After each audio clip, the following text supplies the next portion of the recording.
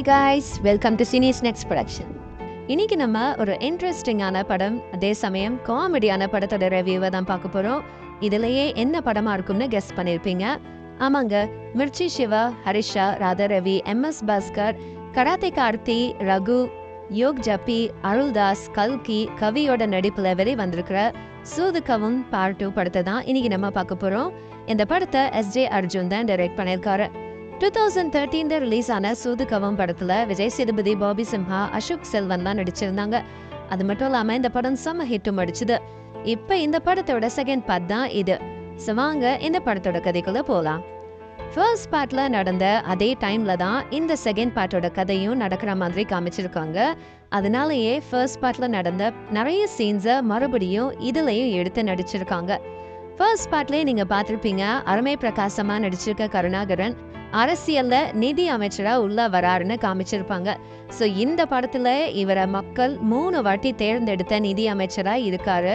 இவரை மக்களை பத்தி கவலைப்படாம ஊழல் செஞ்சு ஒரு பெரிய விஷயத்துல மாட்டிக்கவும் செய்யறாரு. ஃபர்ஸ்ட் பார்ட்ல எப்படி விஜய் சேதுபதி ஒரு கடத்தல் தொழில பண்றாரோ, அதே மாதிரிதான் மிர்ச்சி சிவாவும் அவருக்குன்னு ஒரு சில கொள்கைகளை வச்சு ஒரு கேங்க நடத்திட்டு வராரு.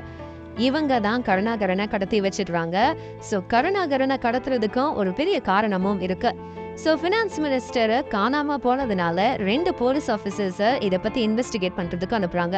சோ இதுக்கப்புறம் என்ன நடக்க போகுது அப்படின்றது தான் இந்த படத்தோட மீதி கதையே. மிர்ச்சி சிவாவோட காஸ்டியூம்ஸா இருக்கட்டும், அவரோட பாடி லாங்குவேஜ், கவுண்டர்ல அவர் கொடுக்குற டயலாக்ஸ் எல்லாமே பக்காவா கொடுத்திருக்காரு. அரசியல் சம்மந்தப்பட்ட டயலாக்ஸா இருக்கட்டும், அதுல வர நகைச்சுவைன்னு ரொம்ப அழகாவே எல்லாத்தையும் எழுதியிருக்காரு இயக்குனர் எஸ்ஜே அர்ஜுன்.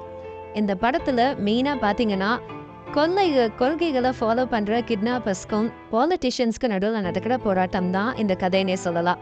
ஒரு பக்கம் ஒரு பெரிய பாலிட்டிஷியனை கடத்தி வச்சனால நடக்கிற பிரச்சனைகள், இன்னொரு பக்கம் போலீஸ் இவங்களை பிடிக்கிறதுக்காக பண்ற வேலைகள்னு ஒரு பக்கா ஆக்ஷன் நிறைஞ்ச நல்ல காமெடி படமா கொடுத்துருக்காங்க. மொத்தத்துல பூனைக்கிட்ட எலி மாட்டுதா இல்லையான்றத ரொம்ப இன்ட்ரெஸ்டிங்கா எடுத்துட்டு வந்திருக்காங்க. இது ஒரு நல்ல காமெடி படம் தான், பாக்குறதுக்கு மிஸ் பண்ணிடாதீங்க. உங்களுக்கு இந்த வீடியோ பிடிச்சிருந்ததுன்னா லைக் பண்ணுங்க, ஷேர் பண்ணுங்க, சப்ஸ்கிரைப் பண்ணுங்க அண்ட் மறக்காம கமெண்ட் பண்ணுங்க.